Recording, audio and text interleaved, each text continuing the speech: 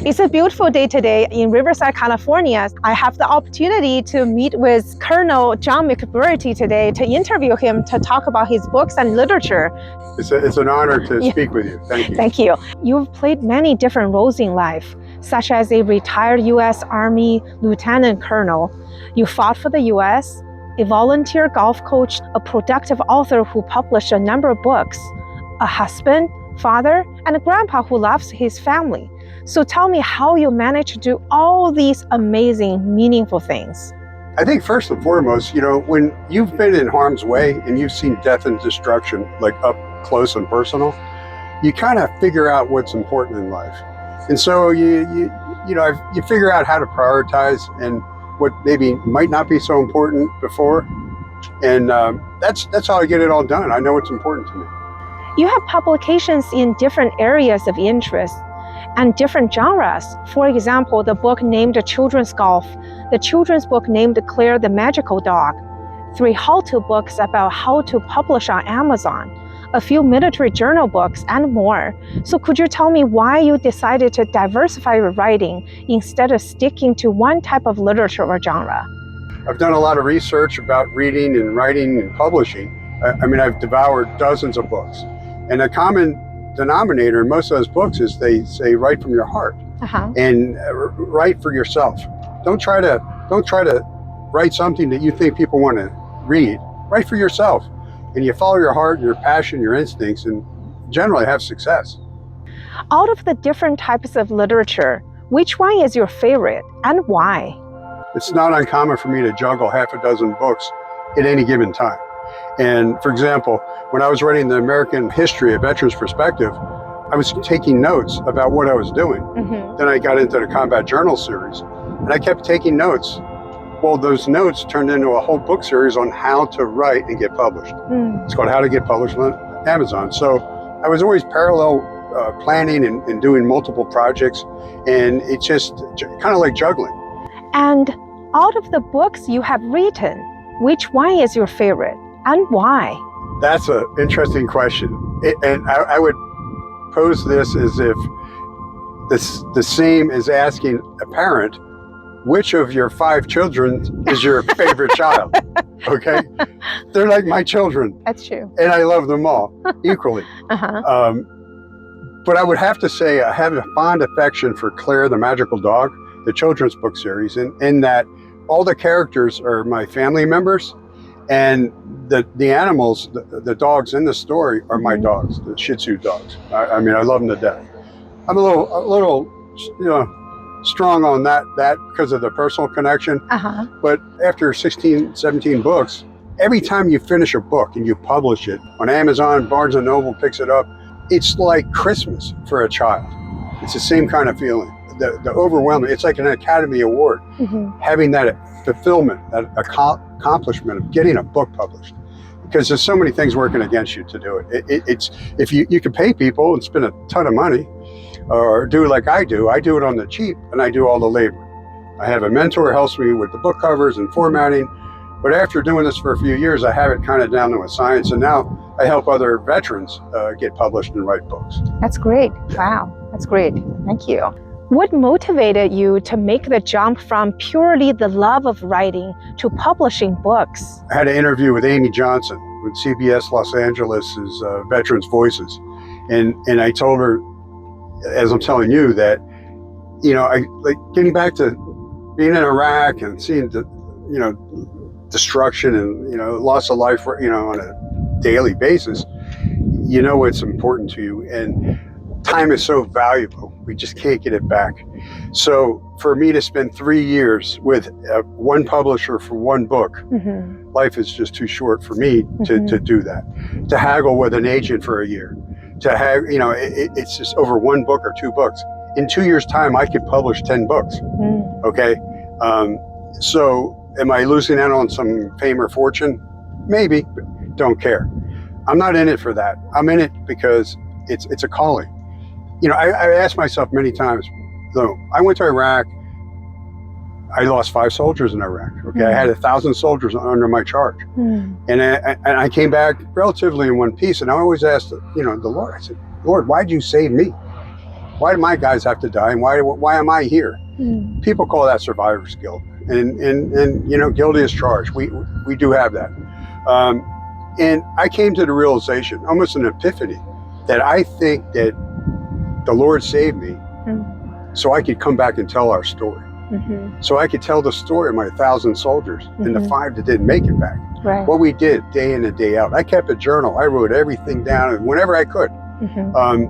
I had a 2,500 page journal at the end of the deployment. So I edited it down to 1,200 pages and 5 volumes of combat journal.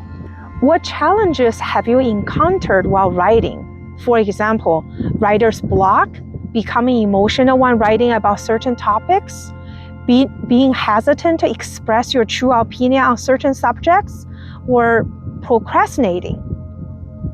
And how have you overcome all these challenges? Well, in my book series, How to Get Published on Amazon, I emphatically state I don't believe in writer's block. I think writers use it as a crutch to get them, you know, they want some time off. I call it a momentary creative pause, okay? So that you get a cup of coffee, you go take a walk, you come back and you get back to writing. That's how I deal with it. But emotions, you hit on a nerve there. Okay, when I wrote the combat journal in Iraq for a 2-year deployment, 2,500 pages of journal. What we did every day, we had firefights, we had breakdowns on the MSR, main supply route, you know, and then we had, you know, eggs for breakfast, you know, all the whole gamut, the exciting stuff, the boring stuff. That 2,500 pages, after I got through my first couple of books, I spent a year editing that journal down to 5 volumes, combat journal, you know, and it's deployment, more combat journal, coming home, all, you know, it covers the whole spectrum of the deployment, okay? Having to relive all those experiences, I want to tell you, it was an emotional roller coaster for me. But it's the best thing I could have done for myself psychologically, because I mean, I want to tell you right now, for a year, every day, a day did not go by I didn't have a tear in my eye, okay? And it wasn't like I was sitting there crying. It was just, you know, there would be certain things like, oh, there's a little junior, you know, waving goodbye to me at the airport. I mean, come on, I mean, it broke my heart. So I had those kind of moments, but I'm telling you, it was like an epiphany for me, because I got to realize I had some issues. I dealt with them head on, and I became a better human being as a result. And I think a more productive member of society. And like you said, now, you know, I've got my feet wet as an author and helping other veterans publish, and that's where I'm turning my efforts. Fine-tuning my product, creating more children's books, and helping other veterans do what I've done. So what literature that interests you do you read in order to inspire your own writing? I'm real picky about what I read, and I am a nonfiction guy. Nonfiction folks are like either academics in their respective profession or a subject matter expert. I write about what I know, and I don't write poetry. I don't write fiction. I'm not the Star Wars, Galactica, it's not me. But I'll write about leadership, about leading soldiers, about leading a business crew on how to get a job done, okay, at cost. And then how to write, how to publish, how to, you know, and then my kids' books. I do what I do. So I'm real picky about what I read. I only read like books on how to publish, how to write. And then I will occasionally read some military memoirs from like my contemporaries. H.R. McMaster is a classmate of mine at Valley Forge Military Academy. I read his stuff. So some of my other colleagues I'll read, but I'm real picky. So what kind of support do you get from family members, friends, or any organizations for your writing endeavors? One common thread in all the writing literature I've read about how to do this, that, and the other, the common denominator is honesty. So I'm going to be honest with you, okay? I do not get the support that I anticipated from family and friends. I guess they have busy schedules. I don't know. I'm in several writing support groups. My first group was written by veterans, founded by Andreas Kosak. He's a former Hollywood producer, a Writers Guild of America member, and a former college professor. And he's a genius on book writing, formatting, Adobe Photoshop, book covers. He knows it all. And he has really volunteered and taken a lot of his time towards us veterans and helping us get started. He taught me everything. Oh, wow. And yeah, I'm in some other groups, Veterans Breakfast Club, Military Writers Society of America, California Writers Club. So I stay active. I started my own group out of Los Alamitos, California with the 40th Infantry Division, and that's the Law Enforcement and Military Writer Support Group. And we have several two-star general retired. We have 3 different police chiefs retired in that group, a couple lawyers. Almost everybody in there has at least a graduate degree or a doctoral degree. So it's a great group of professionals. We have a New York Times bestselling author in our group. Oh, wow. Yeah, so we have some heavy hitters, and we get together every month or so, and we exchange ideas, and we help each other, critique each other's work. So that's the support I get, from the home front, maybe not so much, but that's okay. Not everybody's into the writing thing, but I do have a peer support group, and it works out great. That's great that you got all these supports and you're supporting others. That's wonderful.